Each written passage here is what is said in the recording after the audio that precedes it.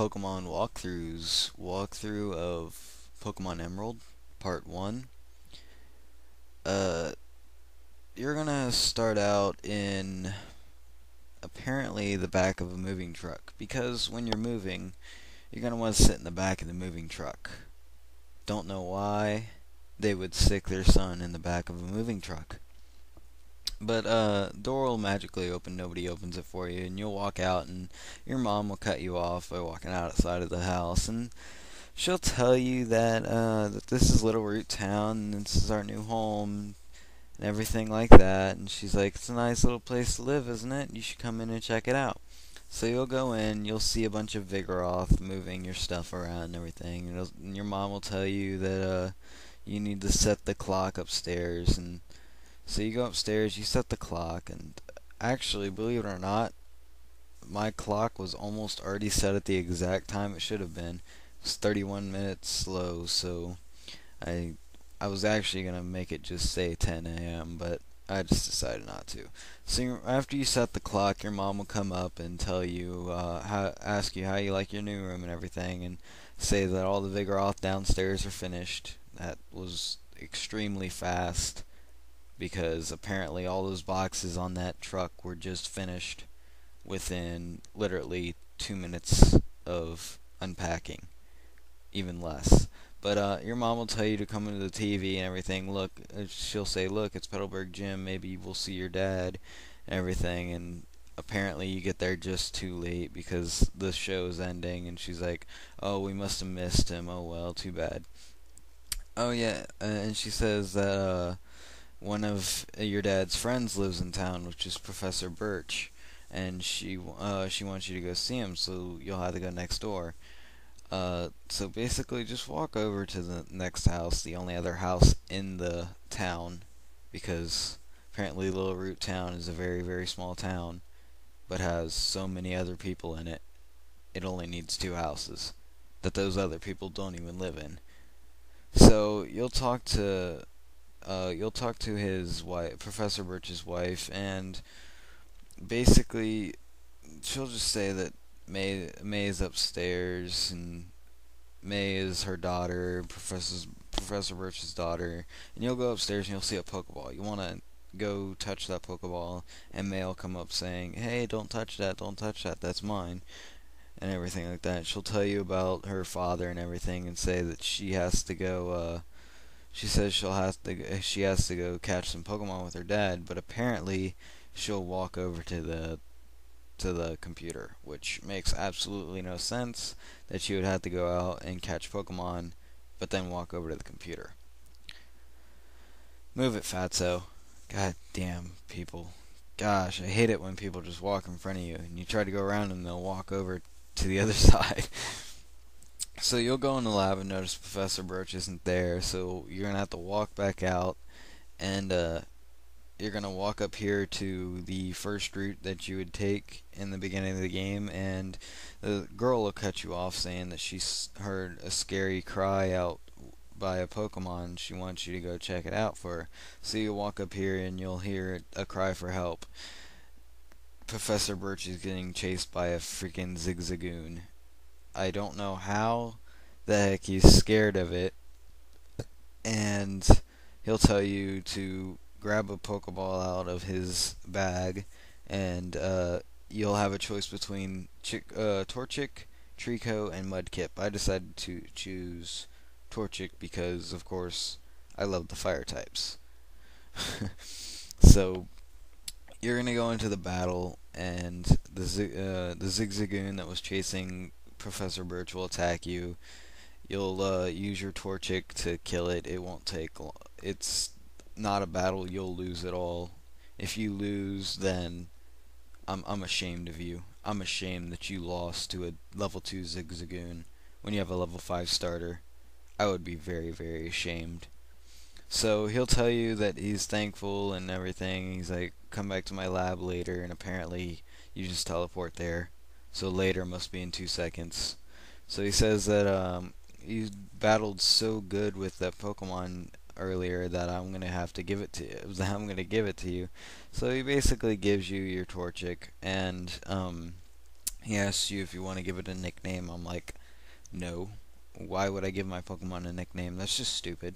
I mean, a lot of people on YouTube, a lot of Pokemon walkthrough people use nicknames and everything, but I just find that it's just too much to handle. It's not something that I like to do. I've got a creative mind, don't get me wrong, but I just decide not to name my Pokemon. There's no reason to do it.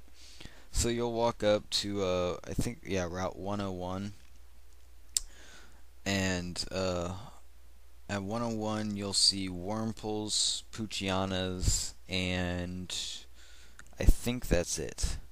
I think you'll only meet those two on this route.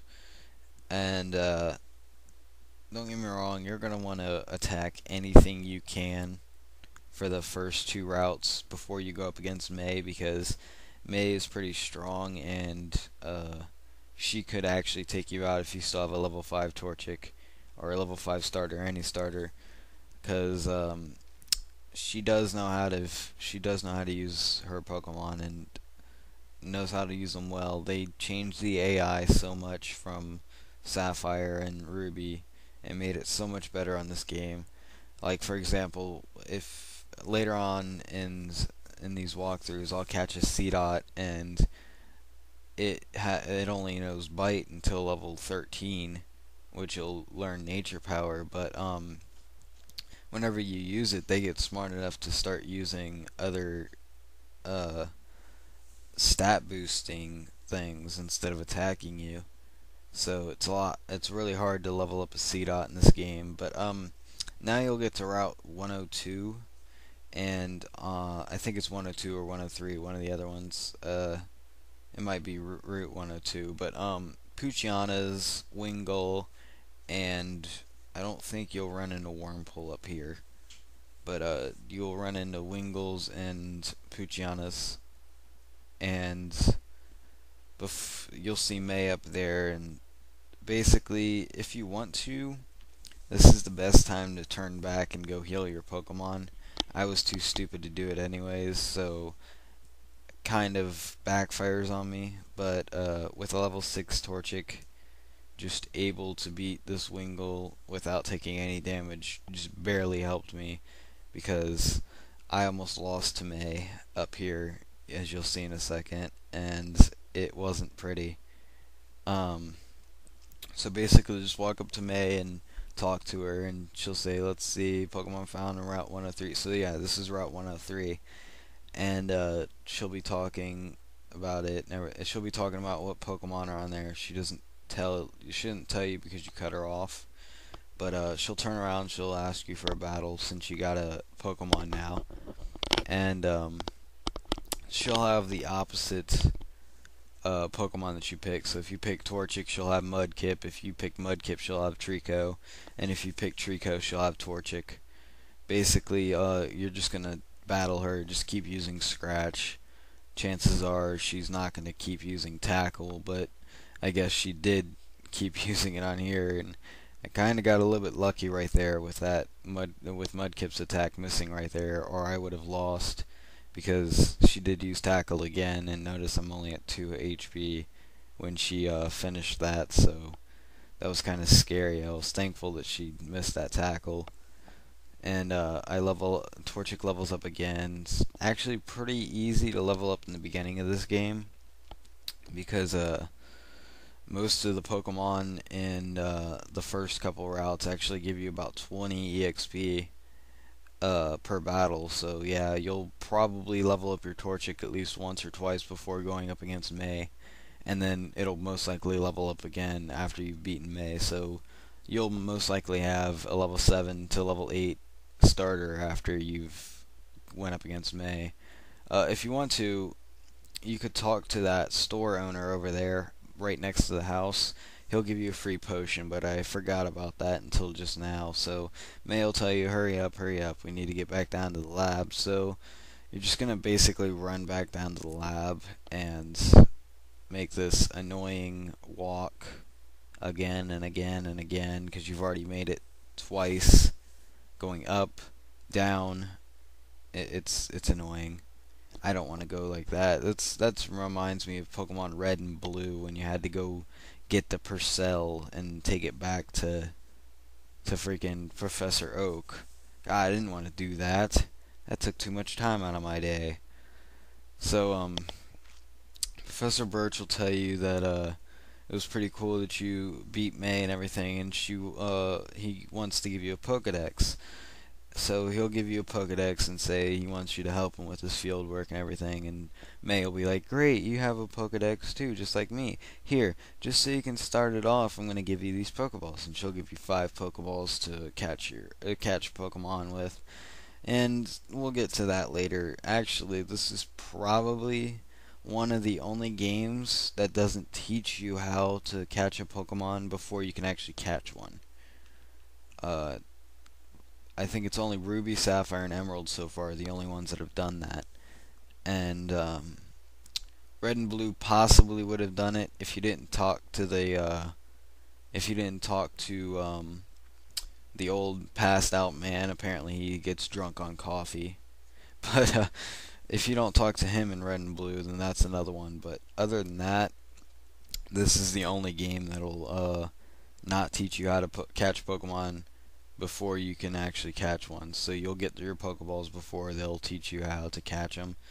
I mean, which isn't a big problem because by now, if you've played Pokemon games, you should know how to catch one. And if not, they'll teach you. Don't worry. So you're gonna want to walk back up to the next city, which I forget the name of. We'll see in a second here. It's Oldale Town, and at this point, you're going to want to heal your Torchic, because if you don't, you're probably not going to make it through this route at all. If you don't want a Poochyena or Wurmple or a Wingull, which you really don't need, none of them are going to be good to you unless your Wurmple actually evolves into Dustox or Beautifly, which frankly are good at the beginning but aren't going to be good later on in the game. So you're going to want to walk up here to Route 102, and there are 2 Pokemon that you're really going to want to catch on this route, and one of them is right here, Ralts. Ralts is a good Pokemon to catch because even though it doesn't learn an attack move until level 6, it is a psychic type. You get it in the beginning of the game. It's a lot easier to catch than an Abra, because Abras do run away at the beginning of the battle. So basically, the Ralts is a great Pokemon to catch. It is really rare on this route. I'm surprised that I found it in the first time that I walked into the grass. But the other one besides Ralts that you're going to want to catch is a Seedot. Seedot is another rare Pokemon in here that you'll see me catch in, I think, the next episode. But you're going to want to catch the Ralts, of course. You don't have to catch it right away. You can catch it later on. But after you've caught it, you're going to want to either A, heal it with a potion if you have one, or B, take it back to the Pokemon Center. Even though you're really not going to need to heal the Ralts at all, since you're not going to be using it. You're going to want to use a bait and switch tactic with a Ralts until it's level 6, which I'll show you later on in the game. So you can either A, heal your Pokemon, or B, just go straight over and start battling the trainers on the route. But basically this is the ending of this episode, and we'll come back with the second installment. Hope you guys liked it.